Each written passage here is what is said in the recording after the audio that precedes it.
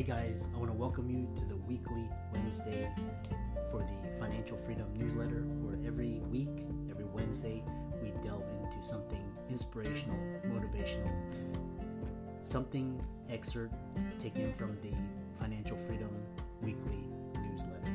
Wherever you are, if you're listening on Spotify, on iTunes, Google, be sure to click the like, subscribe, share, comment. And without ado, let's get into the show. Welcome everybody to this week's podcast episode for the Financial Freedom Podcast. I'm your host, Dr. Christopher Liu. As you know, I talk about the 4 different types of freedom: time, financial, location, health freedom.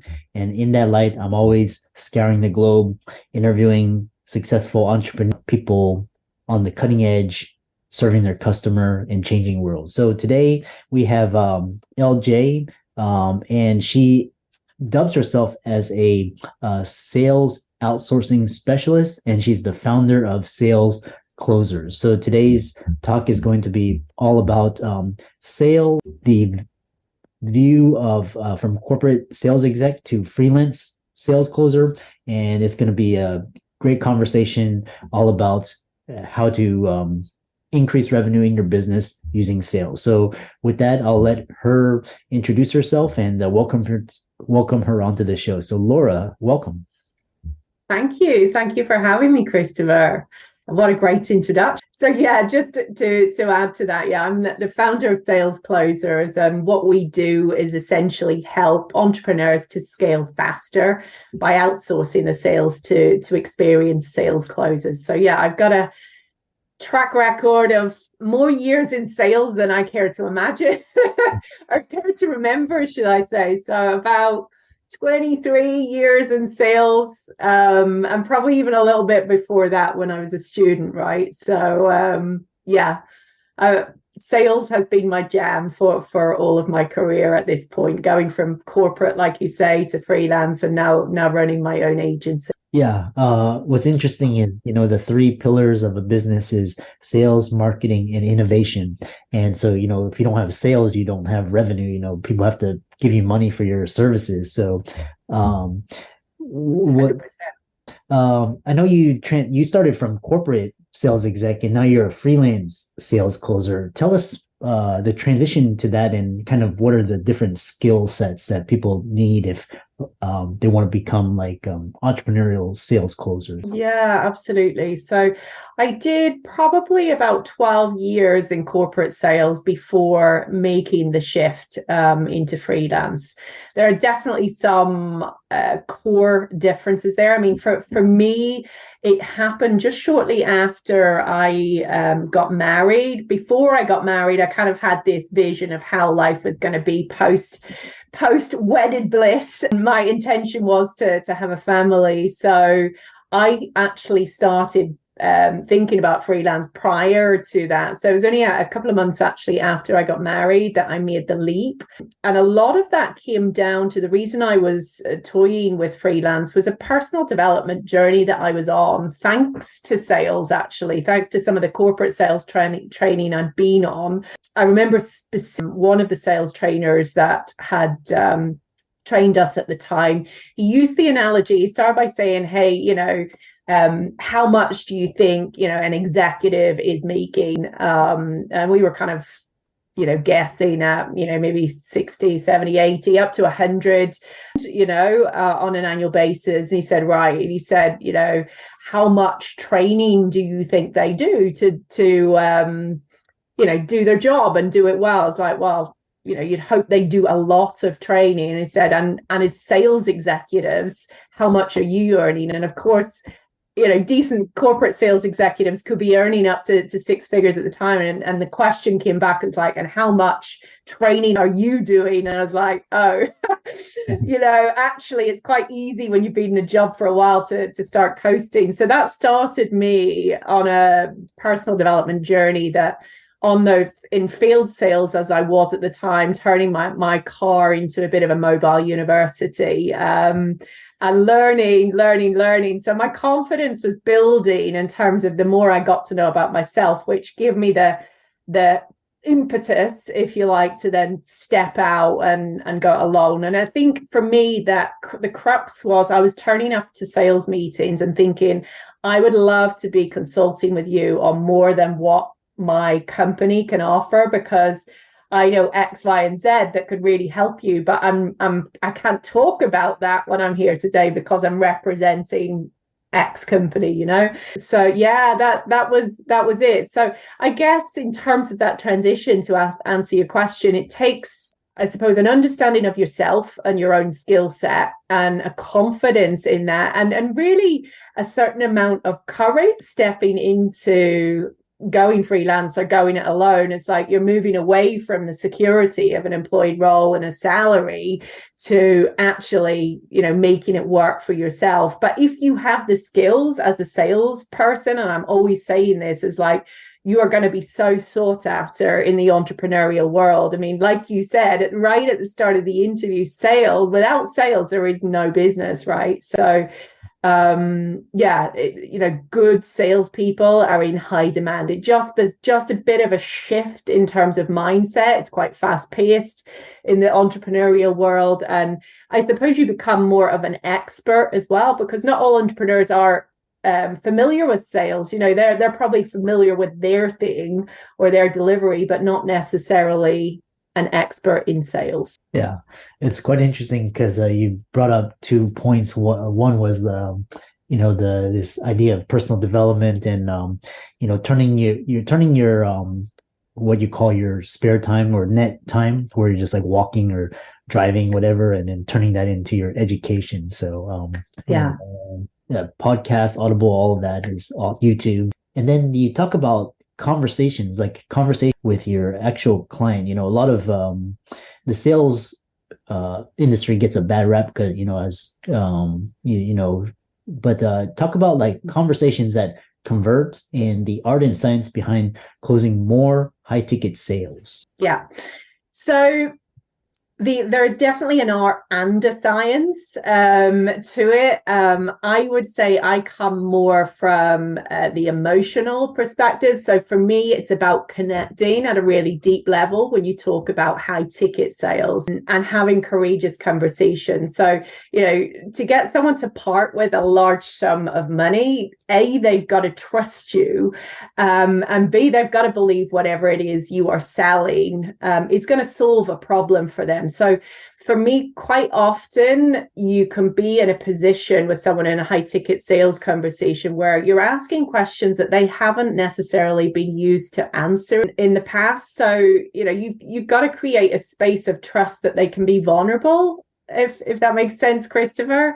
And that's a real skill, actually, because opening up to someone takes a lot. You know, some of the stuff that can be shared by prospects on these conversations, they may not even have shared with their spouse how they're feeling about these things, you know? So the rapport and the trust are absolutely the key things for me that'll make the shift to selling more in high ticket selling. And that doesn't come down to, you know, I'm certainly an advocate for scripts and structures in the sales process, but a lot of that comes down to intuition as well, and really be able to understand a person in the conversation. Yeah, it was a wonderful answer. And now we go from corporate sales to freelance sales, and then now you're talking about outsourcing your sales team. So hiring people that are good at what they do, and then bringing the revenue. And then you talk about this idea of talking about surrendered sales and the art of outsourcing sales successfully. Tell us about that. Yeah, and you've got to be really brave, actually. You know, even for someone who, you know, calls himself an outsourcing specialist, the first time I outsourced sales was nerve-wracking. So I get it. You know, I think for entrepreneurs, if they're building something, it's like their baby, right? So it's like handing that off to someone else to do the selling is a really nervy process. But it's absolutely key. It's like, you know, if we look at entrepreneurs like Richard Branson or Elon Musk or, you know, whoever else, they are not on the phone taking their own sales calls. At some point, they have to be, maybe they started that way, but at some point you've got to be able to outsource the sales conversation. So what I would say for entrepreneurs, there's this myth that by handing it over to a salesperson, they are not going to understand their industry or do it as well as what they can do. But actually what happens is, by not outsourcing, they are preventing themselves from scaling in the same way. Because actually, if you're sitting having to have 5 sales conversations a day, let's say, at maximum, well, you're not then working on your business. You're so busy in it. And then where does the delivery come in and that kind of thing? So actually, you're stunting your own growth by not outsourcing, be that sales or any other aspect of your business, actually. So it's absolutely key to be able to do that. And the other thing you find is by outsourcing sales, quite often, yes, a salesperson is never going to know as much about your business as you do or your industry. But I even say to entrepreneurs, it's not necessarily even as important for them to understand your niche or your industry, because they can learn that. But if they can match your values, right, and reflect your brand in a way, and they can pick this stuff up, actually they're in a better position to close, because they're less likely to start consulting on the line or giving their time for free or starting to solve.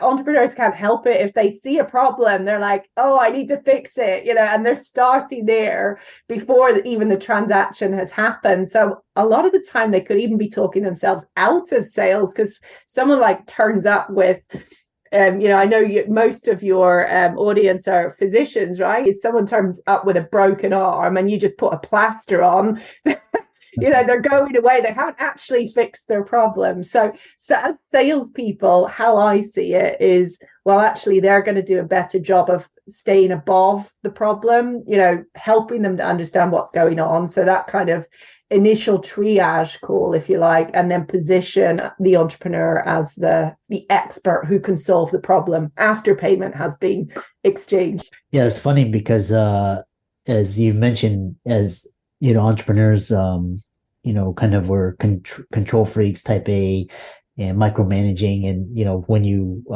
and it's this dichotomy between time and money. So as a startup, you want to bootstrap and keep your expenses low, stay lean, and then when you start to grow, have all these like assignments and tasks, and it's like hard to just like pay somebody to do that. And it's almost like a paradigm shift. It's like, oh, I'll pay somebody, frees up my time, but then it's like it's like this, it's dichotomy. So this idea of surrendered sales, and which you described very elegant.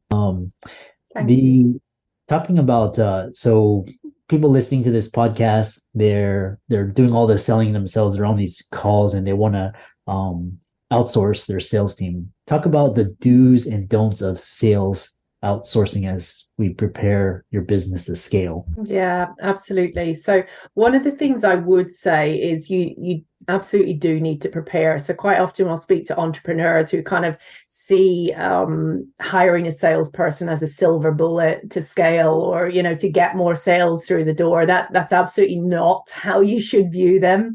How you should look at them is more scaling something that's already working. Okay, so salesperson comes in, they are not going to know the ins and outs of their business, your business, even though they might know the sales process. So as entrepreneurs, we keep things in our head, so much information. It's like, I don't know, if you cut open an entrepreneur's head, it'd just be crazy, all the information going on in there. So I'd say the first thing is absolutely map out your sales process from start to finish. So what needs to happen before the sale, during the sale, and then after the sale, so someone can literally follow that process step by step and know what happens. And it might be that you don't even think you have a process right now. I can guarantee you do have a process. If you're listening to this thinking, I don't have a process, you do. It's just that you haven't got it out of your head and onto paper, and that will actually help hone that process as well. The other thing I would say, if you're doing your own sales calls at the minute and don't already, start recording those, because particularly if you're looking to hire a remote sales closer. They don't have the benefit of sitting in an office beside you, hearing the nuggets that are coming out, the kind of little tidbits that you would expect working in an office with someone. So by recording those calls, you can really hear what prospects, what questions they're asking, also how you talk about your service. What we're not looking for here is the art of sales, that it's more about how you talk about the service and the types of questions, the types of objections that come up and how you handle those. And then a couple more things really that I would say in terms of preparing to outsource is having your ideal client, so who they are and who they aren't, so that they're not going to sell to someone who is just not an ideal client for you at all, and then you end up having a refund or whatever that might look like. And finally, then, CRM, some kind of CRM system, if you don't have one already. I mean, that could look as simple as a Google Sheet or something like that until you start getting scaled. But I would say as you scale, you need to have a CRM system in place that's tracking the leads, that you're able to put notes against, that you know exactly where people are at in the pipeline, and you're not missing any sales then who go into follow up. Because they're there and visible, and everyone then knows what's happening, in real time. As we're coming to the close of this conversation, really very interesting. And then we talk about kind of sales success from a business owner standpoint, and we'll kind of end with your personal development. So if you could go back and give your 18-year-old self one piece of advice, what would it be? Well, that one links definitely into personal development. There's so much advice I would love to go back and give my 18-year-old self. But I would say first and foremost is learn who you are. Really identify where your gifts and strengths are sooner so that you can step into those. And I think that really does relate to entrepreneurs as well, is like stay in your lane of genius, right? And outsource anything that is not, because it's just going to deplete your joy and your energy. So for an 18-year-old or, a new entrepreneur, if they pick that up sooner, then they'll have a lot more fun in the process as well. Yeah. And with that very valuable piece of advice, we'll close it there. How can people follow you on social media, contact you, and possibly look into you? Yeah, absolutely. The best way to find out more about ourselves, what we do, and connect is head to www.salesclosers.com. There's a chat box there. You can also get in touch or schedule a call with us, or you can find me on LinkedIn. I'm most active on there. Feel free to connect with me or send me a direct message. Yeah. And for all the listeners out there, LJ's resources will be in links and show notes. Be sure to follow her on Facebook, LinkedIn, Instagram, as well as her website, salesclosers.com. And you'll get to look into what she does and possibly book a strategy call. And with that, thanks so much for dropping so much nuggets of wisdom, and thanks for coming onto the podcast. Oh, I appreciate it. Thank you, Christopher.